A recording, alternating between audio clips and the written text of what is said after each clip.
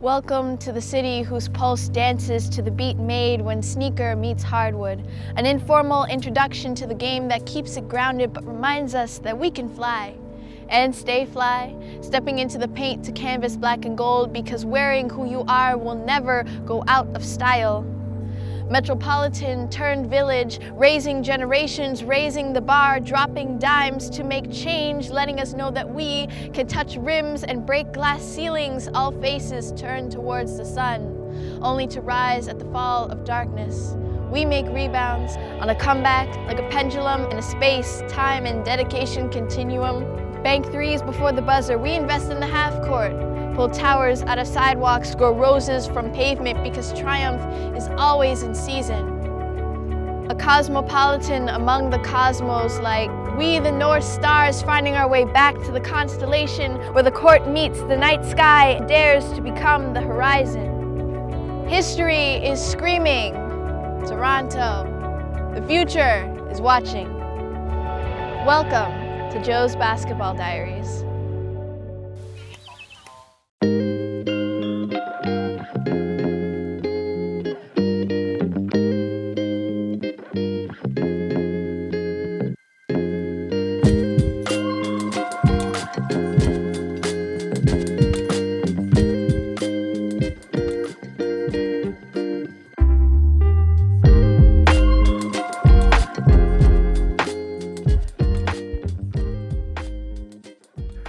I would love to take you back to 2019 and just recall, because part of the show actually, the idea for the show also came from that. Recall, where were you when the Raptors won the NBA championship and brought the Larry O.B. to Canada for the first time?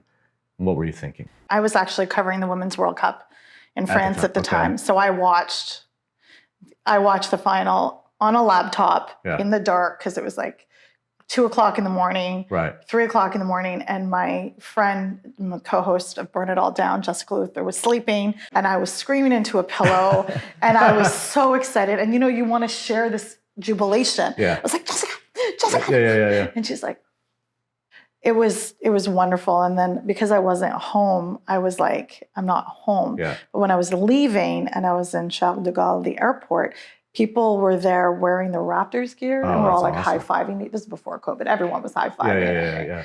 So it was a really wonderful moment that although I wasn't home, I was part of something. I think for me, what the most enduring image for me was seeing Jurassic Park. Like just seeing so many people. That for me was the most enduring image of that whole play. And it was such a galvanizing moment, I think. But at the same time, I wonder, do these things, do they unify the world, or, does it actually sometimes lead to some division? I think there's a way. I'm careful to not use the word unify. Yeah, okay. I use the word connect. Okay. So I believe that sports is a connector of people. Like I'm a soccer player, and I can go anywhere in the world. I don't have to speak the language, and I speak football. Yeah. Pelada in Brazil, it can be in the streets. I've played in the streets of Amman, Jordan. I've played in different places like Kipi-Yapi. So it's definitely a connector. Do I have a unifying experience with those people? Not necessarily. Because, I don't do my sports without politics, and I never have. Mm-hmm. And for racialized folks and margins, those of people in the margins, that's what the experience is. So at the same time, I want to look at something critically and say, okay, while this brings attention to it, what does the culture look like? And I mean, I'm a big fan of the Raptors organization, but it's part of the same brand that also has the Leafs, right? And while there's incredible anti-racism work, I don't mess around and say inclusion, diversity. I mean anti-racism. That's what I'm intentional with my words. So there's work being done there. Is that work being mirrored in other spaces? Right. So yes, it can galvanize for those moments of joy, but are we just trying to be triumphant in the moment, or does that triumph carry off into more important work that needs to be done? So Miranda, what about you? I mean, you've been on the world stage, you've been our flag bearer. When you were out there, how did you experience it? the main experience I feel when I'm playing for my country specifically is the joy that you spoke about. I think I get choked up every time I hear the anthem before we start to play with Team Canada, because it is an immense joy. Yeah. You're within a small fraction of people desiring to get to that level, and you feel the weight of responsibility as well. We're representing our entire country. But the thing that's beautiful about sports is we talked about the victory and the powerful emotion that we felt when the Raptors won. That connects us. I like that word, the connection. But also it's in the failures, the heartbreak, the struggle, the pain, the tears. That connects us. And I might even argue that connects us even more than the victories, because I think we connect more in our struggles than we ever do in our strengths. Yeah, yeah.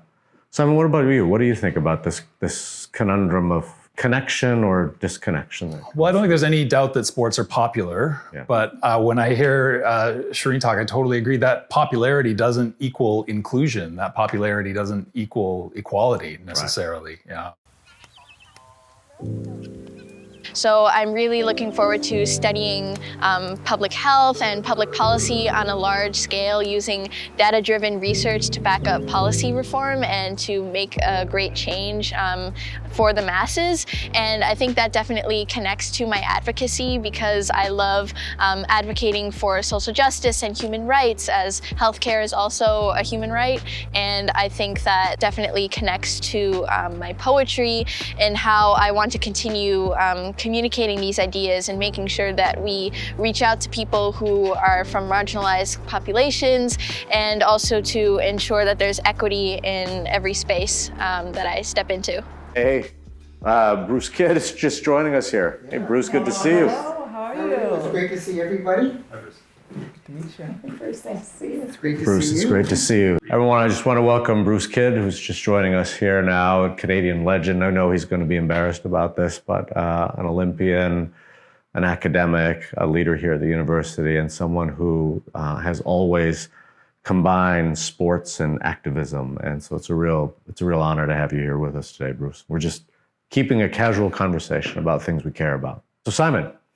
Yeah, I was just talking about that I think we need to be cautious about using the popularity of sport as somehow equal to national identity or national inclusion. It takes a lot of uncomfortable discussions, maybe this will be one of them, about the positives and negatives of sport, because we need to talk about those politics if we want sports outcome to be beneficial. What do other people think? Jump in. Well, my question, I'm a journalist, of course I have questions, is like when we think about intentionality of the spaces it can be, people's vision of sports can sometimes be entertainment. I'm often told, don't sully the sports by bringing in nobody cares about Indigenous folks, nobody cares about Black folks, let's just talk about the sport. So, but my experience and research shows that people that say that are the ones that hold the most power. So sport doesn't mean the same thing to everybody. Right. It means different things. And also I think about a book that my friends Kavitha Davidson and Jessica Luther co-wrote called Loving Sports When They Don't Love You Back. What's it like for people in the margins? What's it like for trans athletes? What's it like for, a range of gender expressive folks who aren't included, because sports is also binary, right? Yeah. So what does it look like? And I love sports. I love soccer so much. I also love the French national team, which is actively the only country in the world still upholding a hijab ban. Yeah. So, and those are the intersections of where I work. So at the same time, I'm like, let's go Mbappe, but also can't stand the FFF. Right. So there's those contradictions that we have to live with. Yeah, yeah. Bruce, you want to jump in? I would say that the overarching narrative of the 200 years history of modern sports has been that of exclusion and the struggle for inclusion. And you've got to think of sport not as this natural, universal human activity, but something that was specifically created by a leisured elite, all male in the industrialized countries for their own affirmation, their own fun, and their own power. Because of the joys of sport, people who are outside the fence, people who are excluded, saw that this could be beneficial to them.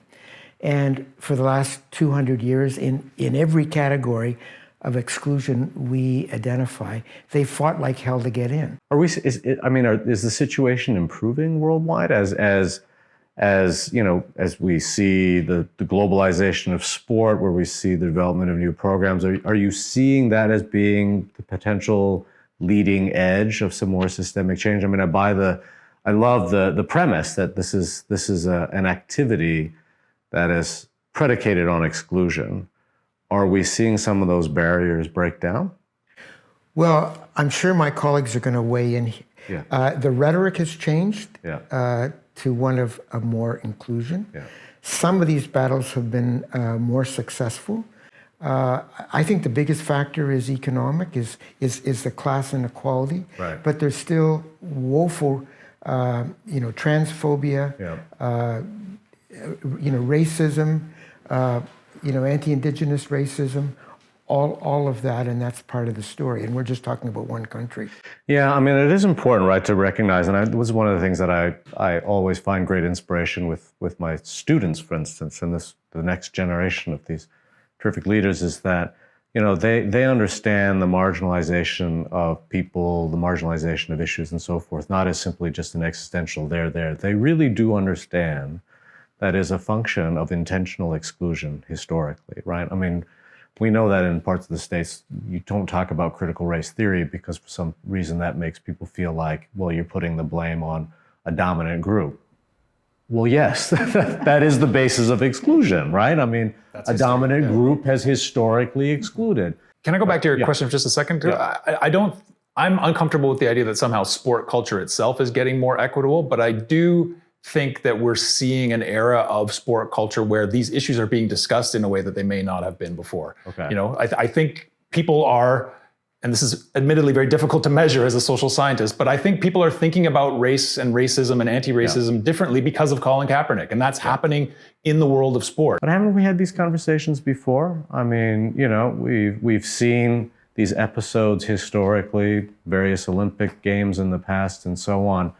Tommy Smith, I mean, there's a whole slew of episodes. Yeah, but you talk about, Dr. John Carlos and Tommy Smith in '68. How many people know about Wyoming Atayas? Yeah. How many people know about the Black women that led these arguments? Yeah. So even the conversations we've had have been very limited. I've benefited a lot from having sports historians in my life, as you can tell, because I didn't know until I found out about that. And we've had conversations in a very narrow way. I work in Canadian sport media. How many people do you know that look like me other than me in Canadian sport media? There's not a lot. I wasn't kidding when I said there's like a chat group of how many there are of us. It's a support group and a chat group. Who is telling the story is as critical as what the story is. I work in an industry where almost in Canada, over 90% are white, able-bodied, cishet men. What kind of lens do you think the story will be told on? Right. That's why it's so frustrating when anybody pipes up with the idea that sports and politics shouldn't mix, right? Djokovic just said this again with the ban at Wimbledon, right? Yeah. We don't want sport and politics mixing. It's already happened. By the time we get to set up for the game, the sport and politics have already come together. Yeah. There's no point at which we can say, now we don't want sport and politics to. See, so for Djokovic, maybe it doesn't connect in the same way. It does for Kawhi Leonard. It does for LeBron. It does for Candace Parker. It does for the women. It absolutely is. I mean, I think about the bubble, or the wubble rather, and how the women were down there and their entire season was about Breonna Taylor. They dedicated it. How can you say it's not political? Of course, their entire existence is political and no means of their own, because that's the way the systems have been structured. So Djokovic can say what he wants, but I mean, I'm just like, okay, bro, do your job. Yeah. I think that with sport, there's a lot of community building and family connections that are built just by having a great passion for one thing that can really bring a lot of social cohesion. I mean, look to the championship games with Toronto and how many people showed up for that parade. It was insanely crowded in the streets and everybody was celebrating. And I think that is something that in terms of democracy and civic action, I think that definitely draws on a lot of parallels there in terms of bringing people together. So I just want to shift gears a little bit here and bring the scale back up to the global. I study democracy and development, and I've got a book coming out on democracy and development in Asia, and one of the case studies is Korea. And, democracy, we think of democracy as always being a function of an internal revolution, and indeed there was that in the case of South Korea. But we also show evidence that international pressure mattered a lot, right? So we've got cables from the US State Department and so forth, even the president, to the South Korean the dictatorship at the time to say, have your troops stand down, blah, blah, blah, et cetera. The Olympics, the '88 Olympics were a critical event. Yeah, were a really critical event because, the students, hundreds of 500,000 students were mobilizing in the summer, June of '87, in the streets of Seoul. And the military came in, right? And they knew that just a year later, they would be hosting the Olympics and the world was watching. The Olympics are a global mega sport event, a mega event, right? That is going to cast the world's eye on a country and helped instigate positive change, right? Am I naive in thinking that the power of the Olympics, the spirit of the Olympics, or the power of these mega events have waned? Or can we still have hope that these sorts of events will matter? Well, I'm more of a believer, but there may be critics in other chairs. I was very much bound up with those events in Korea because I was part of a small international team of social scientists that were commissioned by the organizing committee to study the development of those games that began in about 1986. And in the summer of 1987, we did a month-long tour of Korea. Big parts of the country were shut down. We went into one hotel that was completely shut down. Workers were on strike on the picket lines, but they said, we will break from the picket line to look after our Olympic guests. Why? Because the Olympics is giving visibility to our efforts. Right. And we heard that again and again. Seoul to the world and the world to Korea, or to Seoul, was a voice of that. I think you've got to look at each games differently. Because of Seoul, there was hope that it would happen in Beijing. It never did. So, and I think a lot has to do with the Olympic leadership. A lot has to do with the broader, with also the broader climate. I mean, I think this Bruce's example helps us once again to realize that anything is possible through sport, but it doesn't happen automatically, and it needs to be done with intentionality. And I think the thing that's so frustrating is that time and time again, the most powerful institutions in sport, absolve themselves of their interest or responsibility in politics and in human rights. They say we're just here for the games. Right.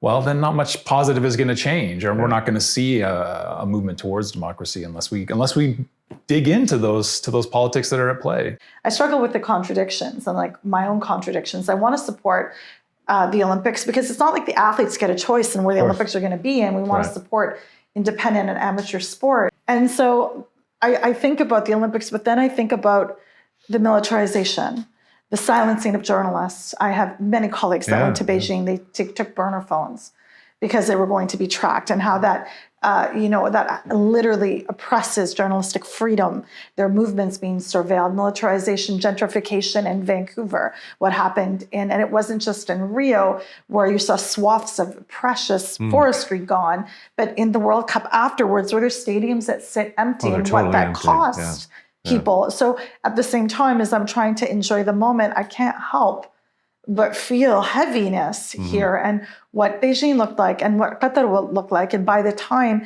that the Men's World Cup begins, almost 11,000 indentured servants would have died in those stadiums. And it's Human Rights Watch and constructing the stadiums, and Human Rights Watch, Amnesty International, and grassroots organizations draw attention to it. Will I watch the Men's World Cup? Yeah.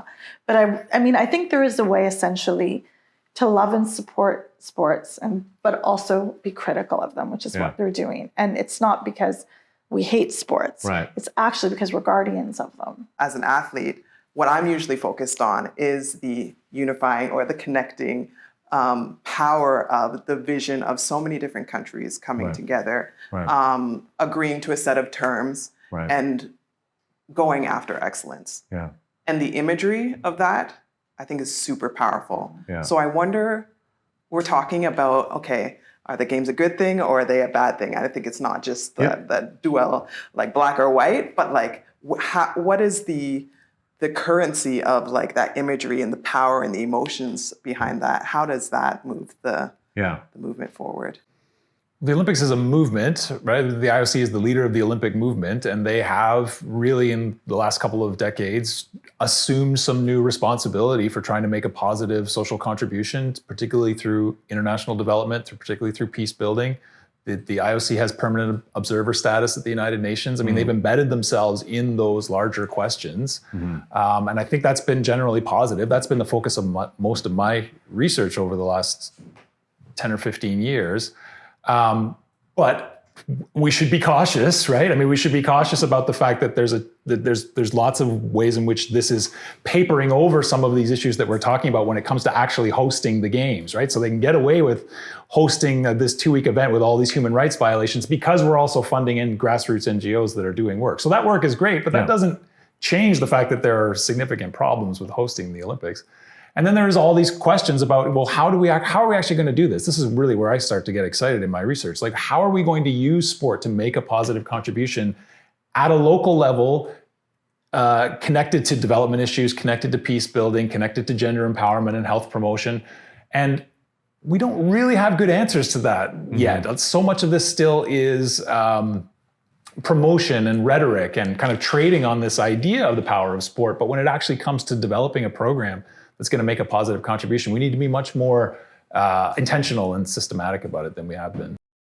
It sounds a lot to me like this dominant sports culture is inextricably tied to the commercialization of sport. I mean, that if I don't want to be reductivist, but I will be. I mean, it seems like we can really reduce a lot of this to the commercialization of sport. I mean, just the exploitation of talent for presumably commercial reasons. You know, we talk about television, media, and so forth, the way in which the systemic bias, again, fueled by, you know, commercial interests and so on. Bruce. Well, first of all, I think we, as you say, need to disrupt that neoliberal agenda, particularly on organizations like the International Olympic Committee. I mean, I'm very critical of the timidity with which Thomas Bach leads the IOC, but I wouldn't want to be in his job. I mean, to govern the international sports world with these tensions between nation states, with the corporate, the relentless corporate pressure to transform every developmental effort into, into a competitive league that could be commodified is relentless. The example I was going to cite is to link the High Performance Games International Project to the need for development.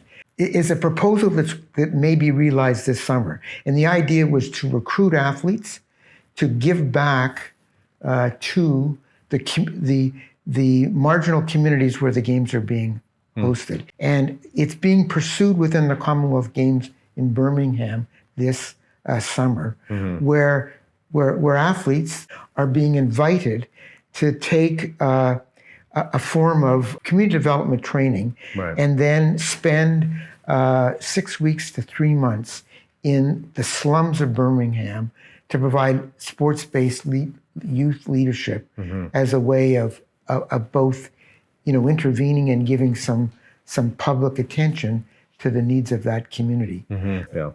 Partnership development, I think, is critical. And one of the things that I've been giving a lot of thought to is also just the process of co-creation, right? I mean, co-creation it can be in some ways just completely like image laundering, right? In the sense that, oh yeah, this is co-created, but as I always remind my students, like, back in the 30s, there was something called the East Asia Co-Prosperity Sphere, which of course was just simply the title for Japanese colonialism and imperialism. So we need to be very careful But it's also about longer term relationship building. It's about trust building. It's about, it's about ensuring that co-creation is an equitable partnership and so on.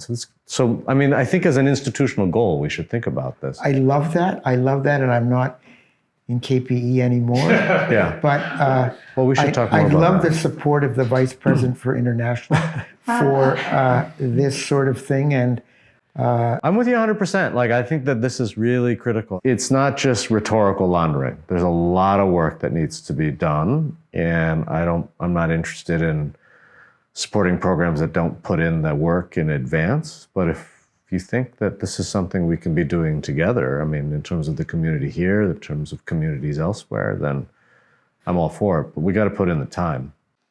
My main takeaway from this conversation is just an idea that I've always held close to my heart throughout my life and my career, is that sport is more than just sport. And we've had a few kind of ideas and discussions and thoughts about how that might come out into play.